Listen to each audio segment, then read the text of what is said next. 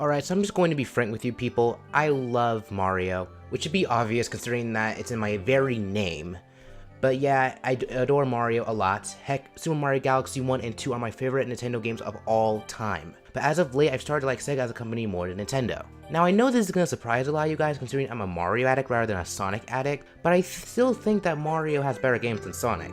I'm just talking about the companies themselves, not the games they make. I mean, because there is a difference. But anyway, one of the reasons why I love Sega better is because of how they interact with their fans.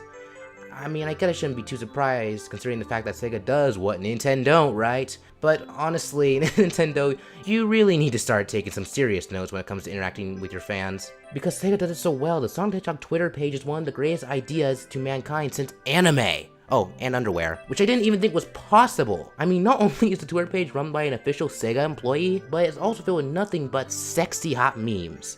Like Sonic and Knuckles, like literally the and Knuckles meme. The Sonic Twitter actually acknowledges the and Knuckles meme that has been pretty much everywhere within these past couple of years. You see, Sega knows exactly what they're doing, so I just can't help but wonder, why can't Nintendo do the same thing? I mean, can it really be that hard to do? Would it really be that difficult for Nintendo to make a Twitter account called Mario the Plumber or something? Because honestly, if they did that, that would just be too freaking awesome, and it actually seemed like Nintendo had some sense in a way. Now, on their official Twitter page, they'll occasionally mention a meme.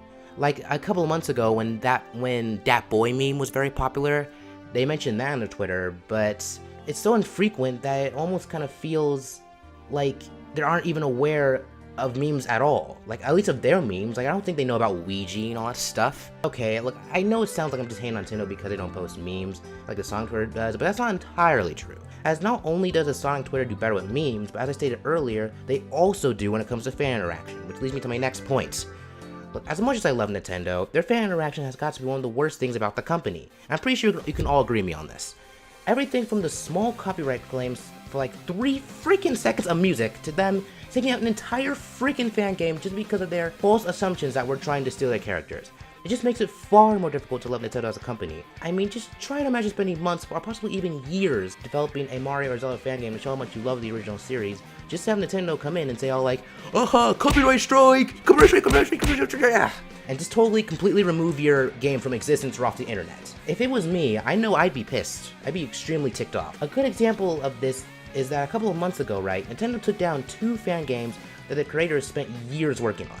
These games were Pokemon Uranium and a Metroid 2 Return of Samus remake. Both creators worked tirelessly to get these games out, and this is how Nintendo thanks them.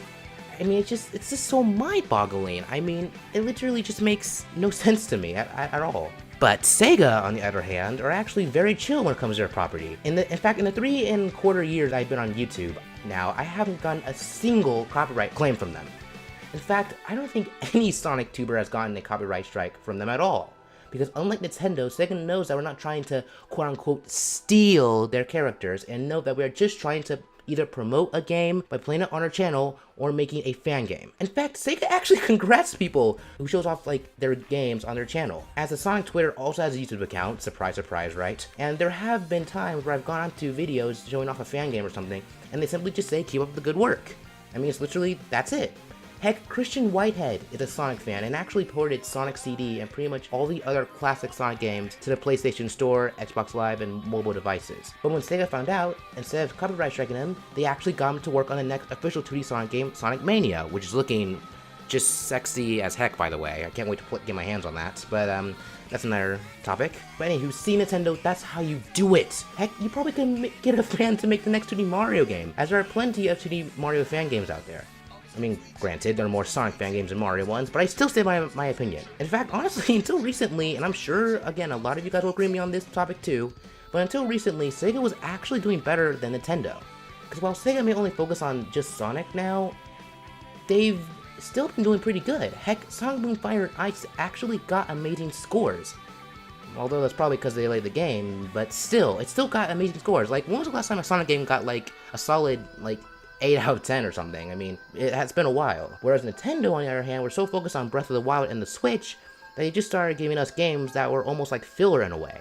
Because I'm sure that you can agree that before Breath of the Wild came out, the games that Nintendo gave us this past year and a half have either been average at best or just flat out unnecessary.